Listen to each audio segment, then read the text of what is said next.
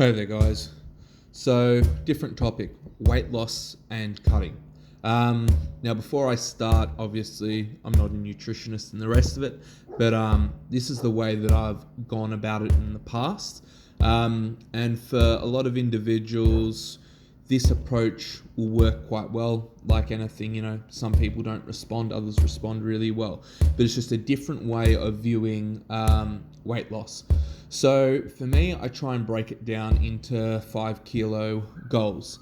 Roughly, to lose a kilo of body fat, which is 2.2 pounds, 7,700 calories you need to burn.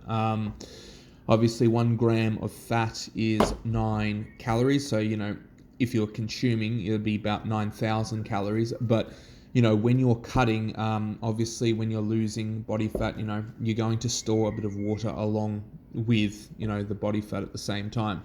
Now, 5,000, sorry, not 5,000, 5 kilos, and then, multiply 5 by 7,700, and, you get a decent number. For me, I try and put it into an Excel spreadsheet. You might find it easier to do it that way.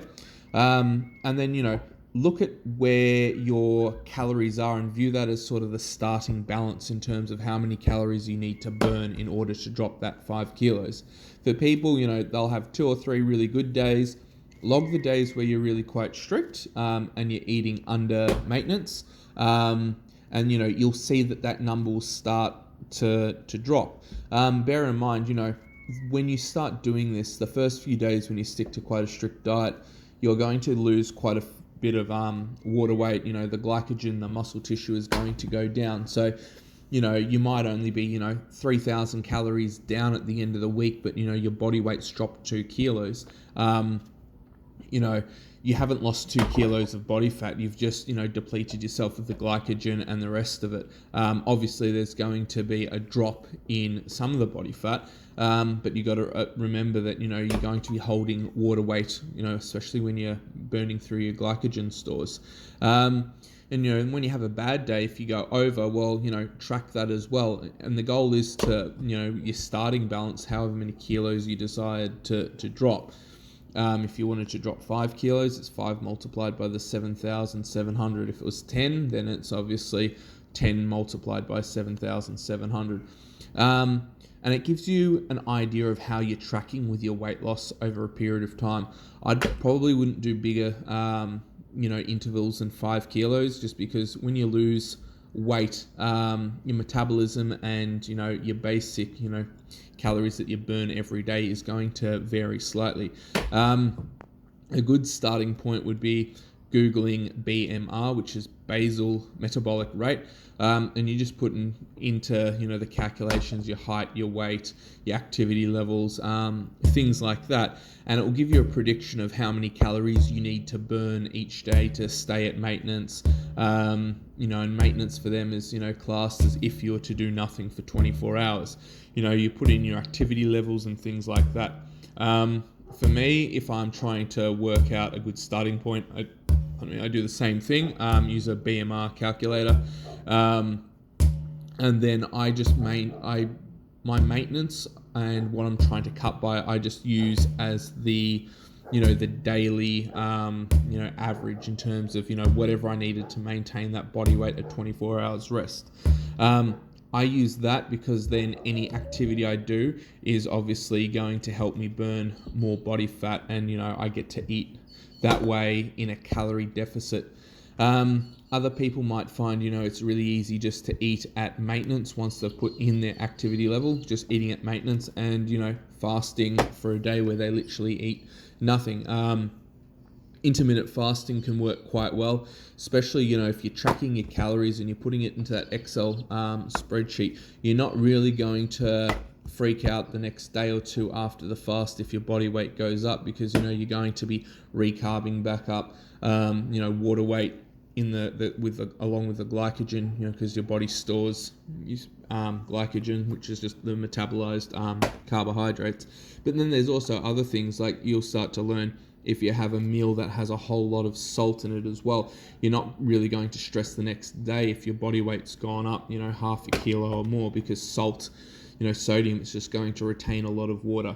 So I try and, be more objective when, losing weight, as opposed to subjective and looking in the mirror. Do I look leaner? What does the scale say? The scale, depending on what you've eaten that day and the day before, or even in the last 48 hours, is going to have a massive impact on, your results, because, the scale, it doesn't know what you've necessarily put into your body. It can't differentiate between water weight and fat loss.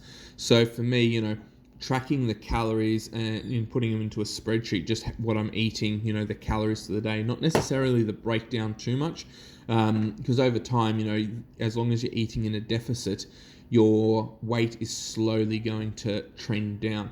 If you've gone from high protein to high carb, obviously, you're going to put on 2-3 kilos, of water weight and carbing up. It's very, very normal. It doesn't mean that you've put on more body fat. It just means that you carved up and you've changed your diet. But over a period of time, you'll be able to just see, what an impact, high protein versus high fat does in terms of the ability to hold water. Another one, if you've had a really hard workout a day before, or even 2 days before, if your cortisol levels are really, really high, you're going to hold more water weight as well, because it's a stress hormone.